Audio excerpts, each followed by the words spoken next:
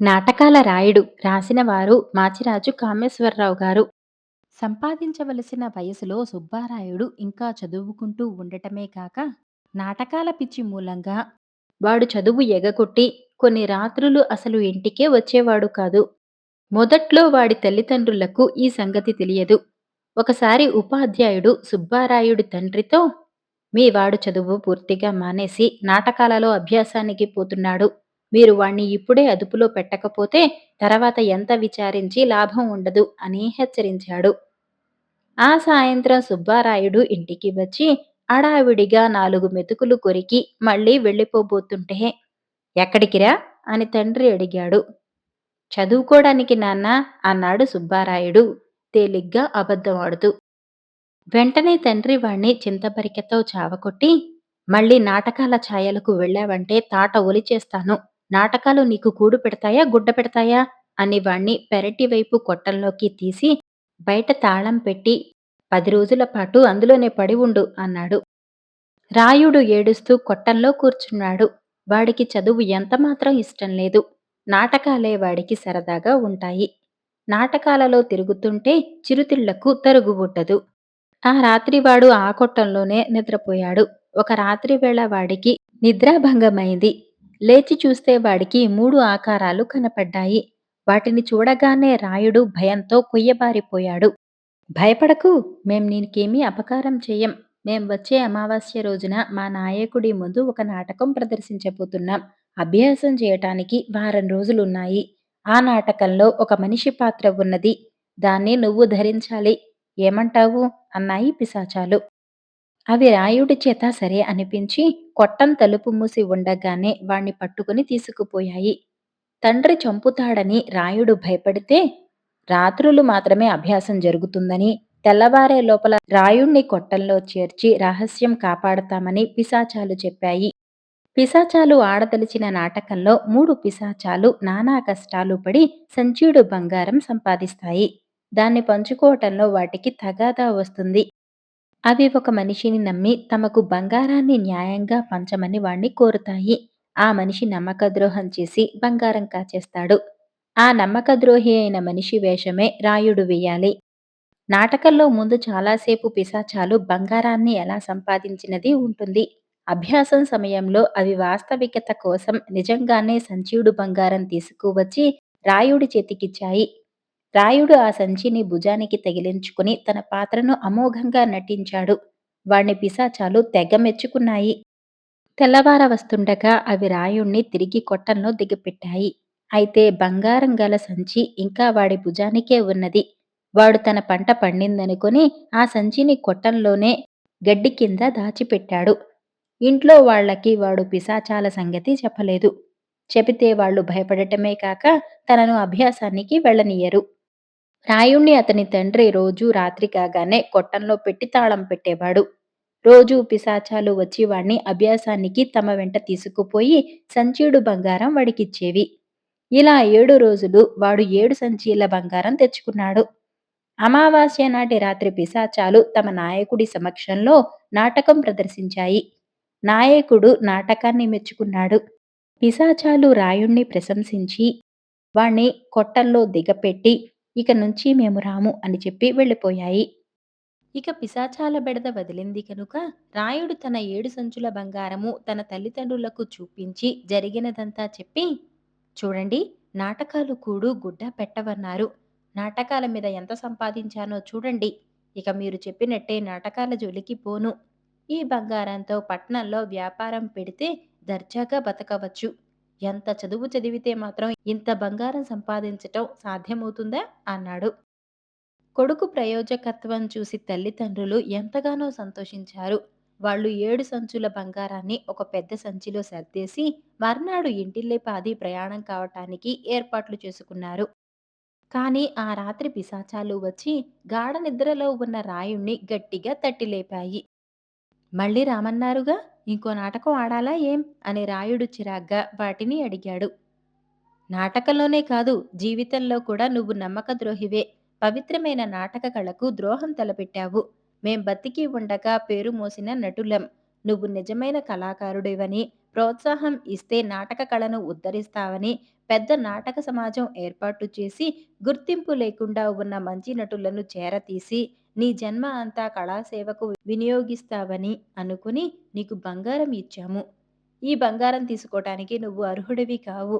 నిజమైన అర్హుడు కనిపించినప్పుడు వాడికే ఇస్తాం అని పెద్ద సంచీడు బంగారం తీసుకొని పిశాచాలు మాయమైపోయాయి.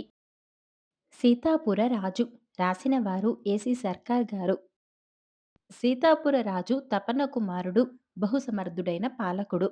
అతని ఏలుబడిలో ప్రజలు ఎంతో సుఖపడ్డారు. సుఖం లేనివాడు రాజే. ఎందుకంటే అతనికి అనసూయాదేవితో వివాహం జరిగి 5 ఏళ్లు దాటినా వారికి సంతానం లేదు. తపన కుమారుడు చేసిన పూజలు, వ్రతాలు ఎందుకూ పనికి రాకుండా పోయాయి. వైద్య సహాయంలో కూడా ఎలాంటి లోటు లేదు. పిల్లలు కలగకపోవటానికి అనసూయలోనే ఏదో లోపం ఉండి ఉండాలి అనుకుని తపన కుమారుడు ఆమె పట్ల నిరాదరణగా ప్రవర్తించటం ప్రారంభించి ఆమెతో మాట్లాడటం కూడా మానేశాడు. వృద్ధ ఖజానా మంత్రి చారుదత్తుడు మహాకుటిలుడు తెలివిగలవాడును. ఆయనకు అందచందాలు కల కూతురు ఉన్నది. ఆమెను రాజుకు పెళ్లి చేసి ఆస్థానంలో రాజుగారి మామగారుగా తన హోదా పెంచుకోవాలన్న ఉద్దేశంతో చారుదత్తుడు అనసూయ పట్ల రాజుకు కల ద్వేషాన్ని రెచ్చగొట్టి రాజును ఆకర్షించటానికి తన కుమార్తెకు రాజును కలుసుకునే సన్నివేశాలు సృష్టించాడు. తపన కుమారుణ్ణి చారుదత్తుడి కుమార్తె చంద్రిక ఆకర్షించసాగింది. ఈ సంగతి పొడగట్టగానే చారుదత్తుడు, మహారాజా, నా కుమార్తెను మీకు దాసీగా స్వీకరించకూడదా? అనసూయాదేవి 5 ఏళ్లుగా చెయ్యలేని పని ఈమె ద్వారా జరిగి మీకు సంతాన ప్రాప్తి కలగవచ్చు. చంద్రిక అందగత్తె, యౌవనవతి. ఆమె మీ జీవితానికి మంచి వెలుగు, ఆనందము ఇయ్యవచ్చు అన్నాడు. దానికి రాజు, ఇది నేను సూటిగా నిర్ణయించే విషయం కాదు. ఇతర మంత్రులతో సంప్రదించాలి. కొంత వ్యవధి ఇయ్యండి అన్నాడు. దానికి అలాగే కానియండి. కానీ నేను చెప్పిన విషయం మనసులో ఉంచండి. మీ మనశ్శాంతికి ఇదే మార్గం కావచ్చు అన్నాడు చారుదత్తుడు. కొద్ది రోజుల అనంతరం తపన కుమారుడు తన ప్రధానమంత్రి ధీమన్ను పిలిచి, నేను మరొక వివాహం చేసుకోవటం గురించి మీ అభిప్రాయం ఏమిటి అని అడిగాడు. ఆకస్మికంగా రాజుకు రెండో పెళ్లి ఆలోచన ఎలా కలిగిందని మంత్రి అడిగితే, రాజు చారుదత్తుడన్న మాట చెప్పి, నేనింకా ఏ నిర్ణయమూ చెయ్యలేదు. మంచి చెడ్డలు ఆలోచించాలి కదా! ఏ నిర్ణయం చేసినా మీకు తెలియకుండా చెయ్యను అన్నాడు. అలా అయితే నా అభిప్రాయం చెప్పటానికి కొంచెం వ్యవధి ఇయ్యండి. ఆ తర్వాత మీరు ఎలా నిర్ణయించినా సరే అన్నాడు మహామంత్రి. మీ అభిప్రాయం ఏమిటో సాధ్యమైనంత త్వరలో చెబితే సంతోషిస్తాను అన్నాడు రాజు. తపన కుమారుడికి బేల్రు నగరు రాజకుమార్తె అనసూయను కుదిర్చినవాడు మహామంత్రే. ఆమెను ఆయన తన కూతురులాగా చూసేవాడు. ఆమె సంతానవతి కాకపోవటం ఆయనకు కూడా తీరని విచారంగానే ఉండేది. అందుచేత ఇప్పుడు తపన కుమారుడి ఉద్దేశం వినగానే ఆయనకు నెత్తి మీద పిడుగు పడ్డట్టయింది. ఆయన అనసూయను చూడబోయాడు. ఆయన చెప్పిన కబురు వింటూనే ఆమె హతాశురాలై ఏడుస్తూ, నన్ను రక్షించండి. నాకు పిల్లలు లేని కారణంగా ఆయన మరొక పెళ్లి చేసుకుంటే నేను జీవించను. నేనింకా చిన్నదాన్నే. నాకు పిల్లలు ఎందుకు కలగరాదు? నిన్న శివరాత్రి. పగలు, రాత్రి ఉపవాసం ఉండి తెల్లవారుజామున చిన్న నిద్రపోయాను. అప్పుడు కలలో శివుడు కనిపించి నా చేతిలో ఉన్న పండును తింటే నాకు మంచి కొడుకు పుడతాడని చెప్పాడు. లేచి చూస్తే నిజంగానే నా కుడి చేతిలో పండు ఉన్నది. ఇదే ఆ పండు చూడండి అని ఒక చిన్న పండును మహామంత్రికి చూపింది. అది చూసి మహామంత్రి, తల్లి, నిన్ను ఈశ్వరుడైతే అనుగ్రహించాడు కాని నీ భర్త ఇదంతా నాటకమని కొట్టిపారేయవచ్చు. ఈ రెండో పెళ్లి ఆలోచనను శాశ్వతంగా తొలగించటానికి ఇంకేదైనా మార్గం చూడాలి.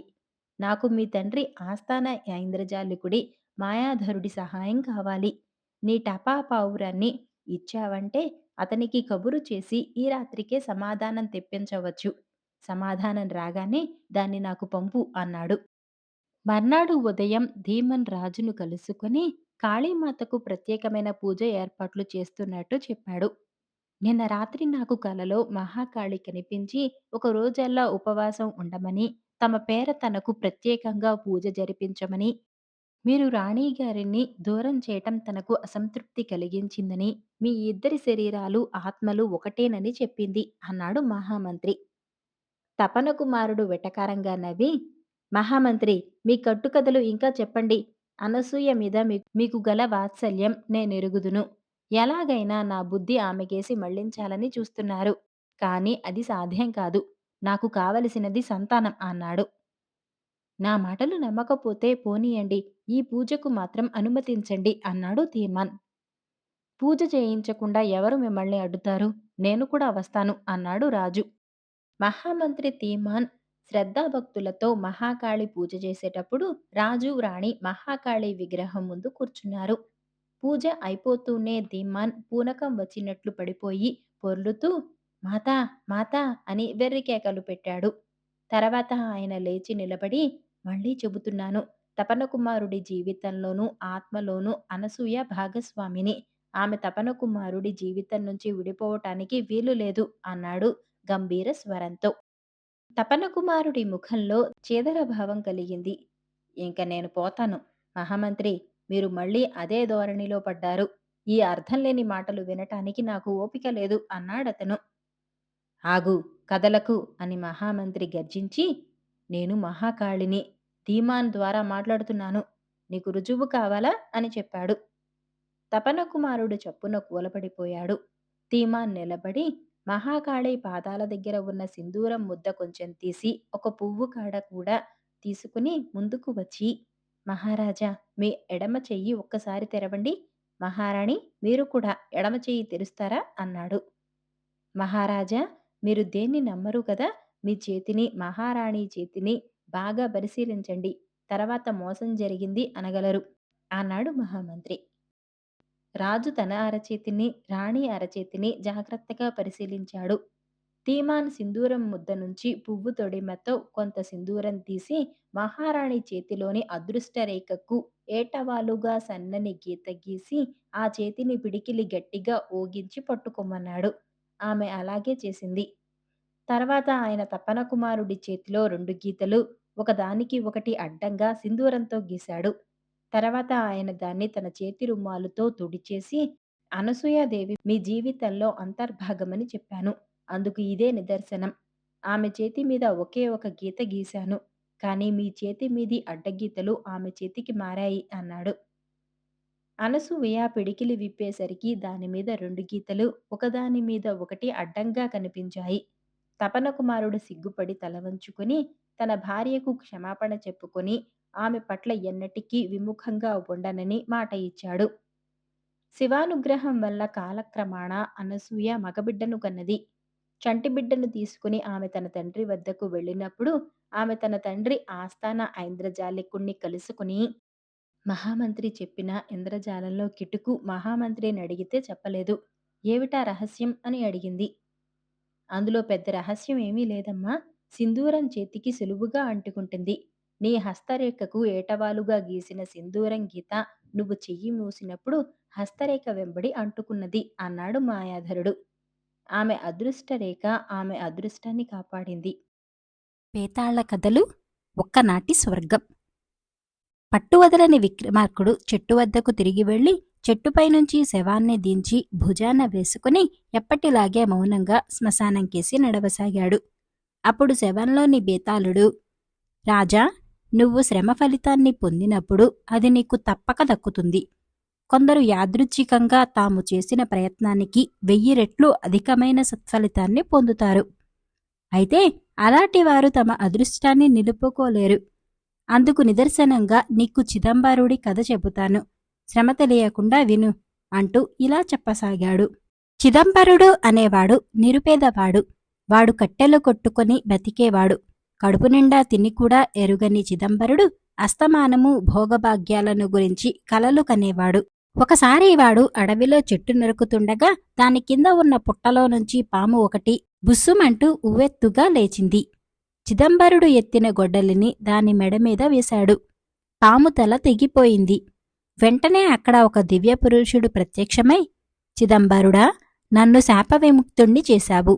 ఒక ముని శపించగా సర్పాన్ని అయ్యి ఈ పుట్టలో జీవిస్తున్న నేను ఒక యక్షుణ్ణి. ఏదైనా వరం కోరుకో, ఇస్తాను అన్నాడు. చిదంబరుడు యక్షుడికి నమస్కారం చేసి, అయ్యా, నాలాంటి పేదవాడికి తిండికన్నా కావలసింది ఏముంటుంది? అయితే అది ఏదో విధంగా దొరుకుతూనే ఉన్నది. కాని మనిషికి కష్టపడినా దొరకనివి చాలా ఉంటాయి. దయచేసి నన్ను మీ లోకానికి తీసుకుపోండి. అక్కడ మీ వైభవాన్ని చూసి ఆనందిస్తాను అన్నాడు. కటిక దారిద్ర్యంలో ఉన్న చిదంబరుడు ధనధాన్యాలు కోరుకోకుండా దేవలోకాన్ని చూడాలని కోరటం యక్షుడికి వింతగా తోచింది. అయినా మాట ఇచ్చాడు కనుక వాడి కోరిక తీర్చదలచి, సరే అలాగే, కాని ఈ వేషంలో నువ్వు ఆ లోకానికి రాకూడదు. నీకు కూడా ఒక యక్షుడి రూపం ఇచ్చి నా వెంట తీసుకుపోతాను. అయితే నువ్వు అక్కడ చాలా జాగ్రత్తగా మసులుకోవాలి. మానవ లక్షణాలు కనబడనీయకు. అజాగ్రత్తగా ఉన్నావంటే నీకు నాకు కూడా మోసం వస్తుంది అన్నాడు. చిదంబరుడు సరేనన్నాడు. యక్షుడు వాణ్ణి యక్షుడుగా మార్చి తమ లోకానికి తీసుకుపోయాడు. ఆ లోకం చిదంబరుడికి అద్భుతమైన కలలాగా ఉన్నది. యక్షులు, వాళ్ల సంపద, స్వేచ్ఛ, భోగాలతో కూడిన జీవనం, విహారాలు, యక్షకన్యల అందచందాలు చూస్తూ ఉంటే భూలోకంలో కోటీశ్వరులకు సైతం అలాంటి జీవితం సాధ్యం కాదని చిదంబరుడికి అనిపించింది. ఎక్కడ చూసినా పాడేవాళ్లు, నృత్యాలు చేసేవాళ్లు, సంగీత వాయిద్యాలు వాయించేవాళ్లును. భూలోకంలో 1000 ఏళ్లు బతికే కంటే ఈ లోకంలో ఒక్కరోజు గడపటం మేలనుకున్నాడు చిదంబరుడు. ఇంతలో ఒక యక్షిణి కిలకిలా నవ్వుతూ చిదంబరుణ్ణి సమీపించి అతడి చెయ్యి పుచ్చుకొని విహారానికి పోదాం రమ్మని పిలిచింది. ఆమె అందాన్ని చూసి మతిపోయినట్టుగా అయి చిదంబరుడు, అబ్బా ఎంత అందంగా ఉన్నావు, నీలాంటి అందగత్తెలు మా లోకంలో మచ్చుకైనా కనిపించరు అని నోరు జారి అనేశాడు. వెంటనే ఆమె కోపంతో అతని చెయ్యి విసిరికొట్టి, మూర్ఖుడా, ఎవరు నువ్వు? యక్షుడి వేషంలో ఇక్కడ ఎందుకు తిరుగుతున్నావు అన్నది బుసలు కొడుతూ. చిదంబరుడు భయంతో వణికిపోతూ తనను తెచ్చిన యక్షుడి కోసం చుట్టూ చూశాడు. కాని అతని జాడ లేదు. చేసేది లేక చిదంబరుడు జరిగినదంతా యక్షిణీకి చెప్పి క్షమాపణ వేడుకొని, బుద్ధి గడ్డి తిని కోరరాని వరం కోరాను. నన్ను మా లోకానికి పంపేశావంటే బుద్ధిగా బతుకుతాను అన్నాడు. వెంటనే ఆమె శాంతించి, నువ్వు ఒక యక్షుడికి శాప విమోచన కలిగించావు కనుక నిన్ను క్షమిస్తున్నాను. ఈసారి అయినా మంచి వరం కోరుకో అన్నది. నాలాటి పేదవాడికి తిండికన్నా సమస్య ఏముంటుంది? రోజల్లా రెక్కలు ముక్కలు చేసుకున్నా నేను, నా భార్య, బిడ్డలు సుఖంగా ఇంత తినలేకుండా ఉన్నాము. మాకు జీవితాంతమూ సుఖమైన భోజనం కలిగేలాగూ చెయ్యి అన్నాడు చిదంబరుడు. యక్షిణి అతనికి ఒక పాత్ర ఇచ్చి, ఇది అక్షయ పాత్ర. ఏ క్షణంలో తినడానికి ఏం కావాలన్నా ఇది ఇస్తుంది. దీని సహాయంతో నీ కుటుంబం రాజోచితమైన భోజనాలు చేయటమే కాక కోరినంత మందికి విందులు చెయ్యవచ్చు. తినదగినది, తాగదగినది ఏది అడిగినా ఈ పాత్ర ఇస్తుంది. కాని అనుచితమైనది దీని నుంచి కోరావంటే నువ్వు యథాస్థితికి వస్తావు, జాగ్రత్త అన్నది. చిదంబరుడు దాన్ని కళ్లకు అద్దుకొని తిరిగి కళ్ళు తెరిచేసరికి తన ఇంట్లో పక్క మీద పడుకొని ఉన్నాడు. అతను లేచి కూర్చొని తాను చూసినదంతా కలే కాబోలు అనుకున్నాడు. కాని అతన్ని పక్కనే అక్షయ పాత్ర ఉన్నది.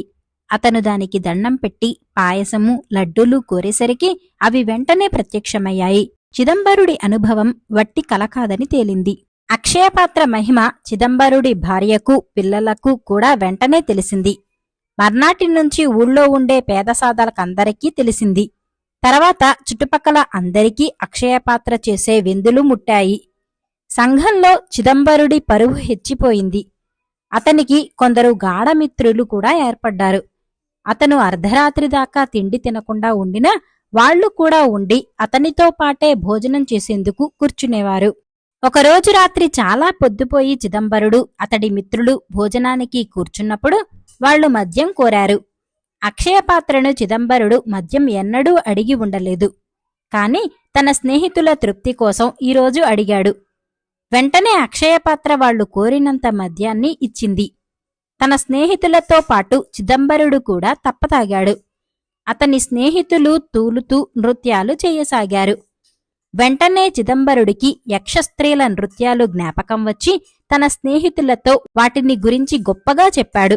వాళ్లు అతనితో, మాక్కూడా యక్షిణుల నృత్యం చూపించరా, నువ్వు తలచుకుంటే అది సాధ్యం కాదా? ఏది అడిగినా ఇచ్చే అక్షయపాత్ర ఒక యక్షిణిని పిలిచి నృత్యం చేయించలేదా అని బతిమాలారు. తాగి ఉన్న మైకంలో చిదంబరుడికి వాళ్ల కోరిక సబబుగానే కనిపించింది. అతను అక్షయపాత్రను వేడుకుంటూ ఒక యక్షిణిని ఇయ్యమన్నాడు. కాని అక్షయపాత్ర ఏమీ చెయ్యలేదు.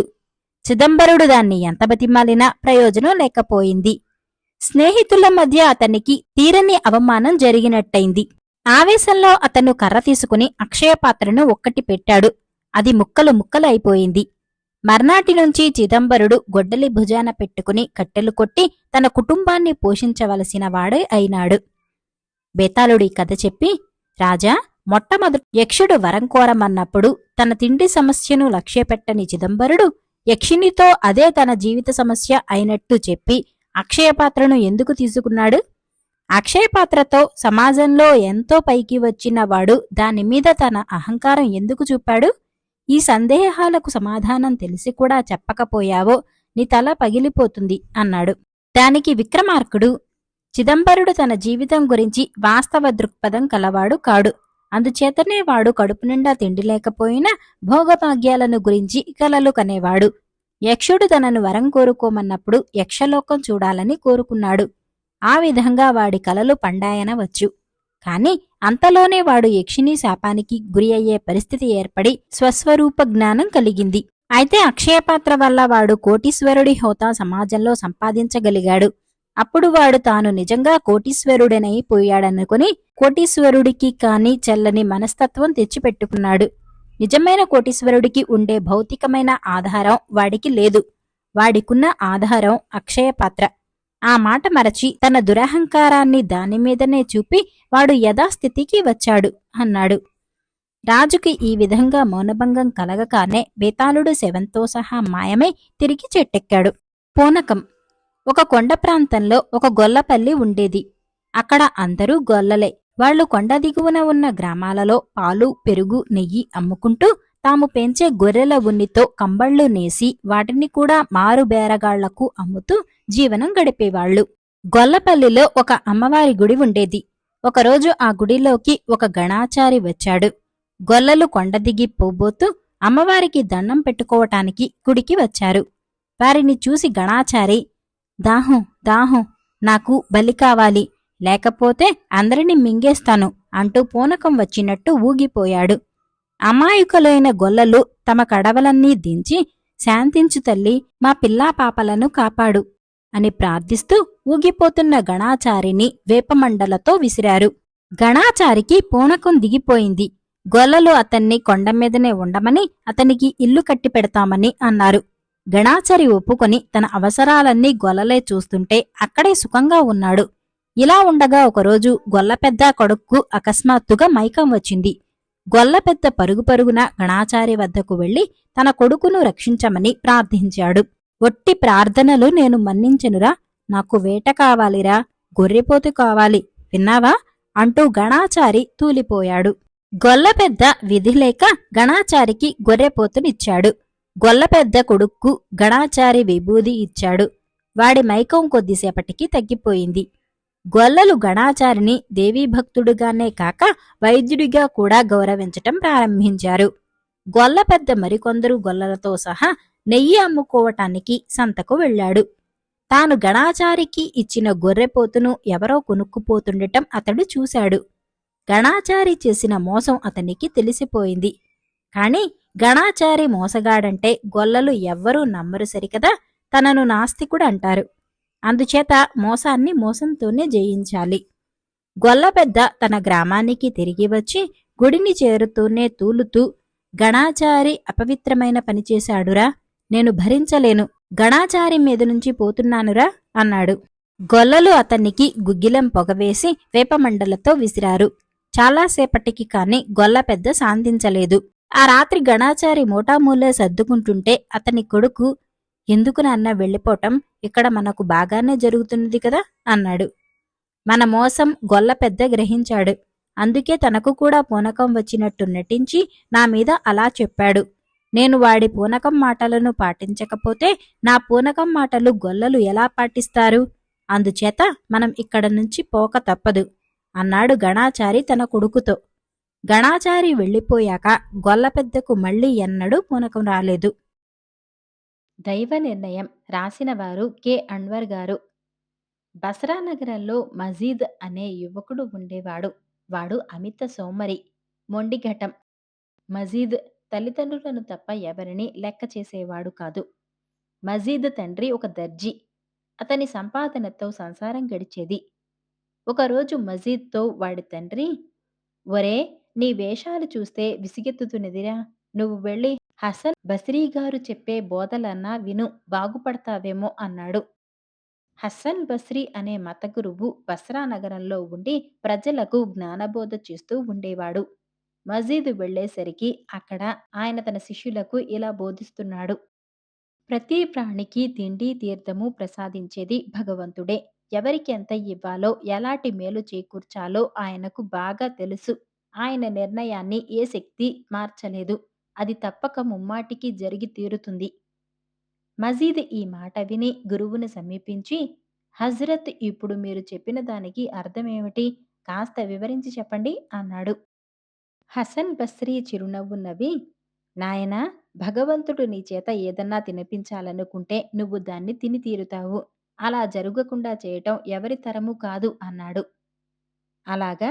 అయితే భగవంతుడు నా చేత ఇవాళ ఏం తినిపిస్తాడో చెప్పండి అని మజీద్ వేళాకోళంగా అడిగాడు. హసన్ బస్రీ వాడికేసి ఎగాదిగా చూసి, నీకు ఇవాళ పాయసం తినాలని రాసిపెట్టి ఉన్నది. నువ్వు ఇవాళ పాయసం తింటావు అన్నాడు. రాసిపెట్టి ఉన్నదా? సరే, తినకపోతే అన్నాడు మజీద్. నీకు అలాంటి సందేహమే వద్దు. ఇవాళ నువ్వు నిస్సందేహంగా పాయసం తింటావు అన్నాడు హసన్ బస్రీ. నేను తినకూడదనుకుంటే అని మజీద్ మళ్ళీ అడిగాడు. తినాలనుకున్నా తింటావు, తినకూడదనుకున్నా తింటావు అన్నాడు హసన్ బస్రీ ఖచ్చితంగా. చచ్చినా ఇవాళ పాయసం తినను. భగవంతుడు నా చేత ఎలా తినిపిస్తాడో నేను చూస్తాను అంటూ మజీద్ కోపంగా అక్కడి నుంచి వెళ్ళిపోయాడు. ఇంటికి పోతే తన తల్లి పాయసం చేసి తినమనవచ్చు. లేదా ఇరుగు పొరుగు వారైనా పాయసం తెచ్చి ఇస్తే తాను తినవలసి రావచ్చు. అందుకని మజీద్ అడవికేసి బయలుదేరాడు. వాడు ఊరు విడిచి నిప్పులాగా కాలుతున్న ఇసుకలో 10 మైళ్ళు నడిచి ఒక చెట్టు నీడ కూర్చొని సేద తీర్చుకోసాగాడు. ఇంతలో వాడికి బాటసారులెవరైనా వచ్చి తనను పాయసం తినమని బలవంత పెట్టవచ్చునని భయం పుట్టింది. వెంటనే వాడు చెట్టెక్కి ఆకు గుబుర్ల మధ్య ఎవరికీ కనిపించకుండా కూర్చుని చిన్న కునుకు తీశాడు. ఒక గంట గడిచాక ఒక పెళ్లి పటాలం బస్రా పోతూ అటుగా వచ్చింది. చెట్టు నీడ చూడగానే వాళ్లకు ప్రాణం లేచి వచ్చింది. ఆడ, మగ, పిల్ల, జల్ల అంతా ఆ చెట్టు నీడలో మజిలీ చేశారు. ఒంటెలను చెట్టుకు కట్టి మేత వేసి భోజనాల వేళ కావటం చేత ఏదైనా వంటకం చేసుకుని తిని మళ్ళీ బసరా నగరం కేసి బయలుదేర నిశ్చయించుకున్నారు వాళ్ళు. అందరూ తలా వంటకము సూచించారు. కానీ అన్నిటికన్నా పాయసం చేయటం తేలిక కనుక అదే చేయటానికి నిర్ణయం జరిగింది. వెంటనే రాళ్లతో పొయ్యి చేసి దాని కింద మంట పెట్టి పాయసం వండారు. త్వరలోనే ఘుమఘుమలాడే పాయసం తయారైంది. అందరూ ఆ పాయసం ఆరగించే ప్రయత్నంలో ఉండగా గుర్రాల మీద కొందరు దొంగలు అటుకేసి రావటం కనిపించింది. పెళ్లి ముఠావారు భయపడి ఎవరికీ అందిన సామాను వారు తీసుకుని ఒంటెల మీద పారిపోయారు. దొంగలు అక్కడికి చేరేసరికి చెట్టు కింద ఒక పిట్ట కూడా లేదు. అందరూ పారిపోయారు. కానీ పొయ్యి మీద ఘుమఘుమలాడుతూ పాయసం మటుకు ఉన్నది. ఆకలి మీద ఉన్న దొంగలకు పాయసం చూడగానే ప్రాణాలు లేచి వచ్చాయి.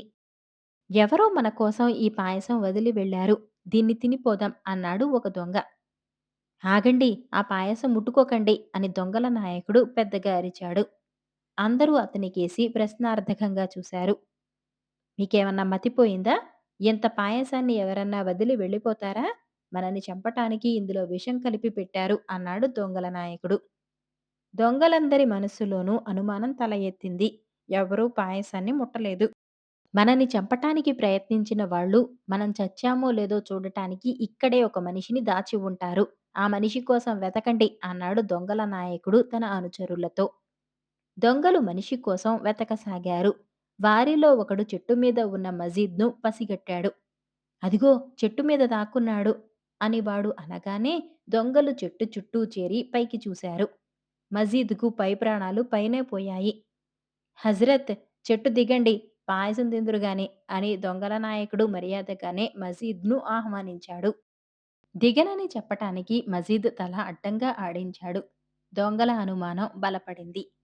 ఇందులో విషం కలపబట్టేవాడు దిగిరాకుండా ఉన్నాడు. వెంటనే వాణ్ణి చెట్టు కొమ్మల్లోంచి దింపండి అన్నాడు దొంగల నాయకుడు.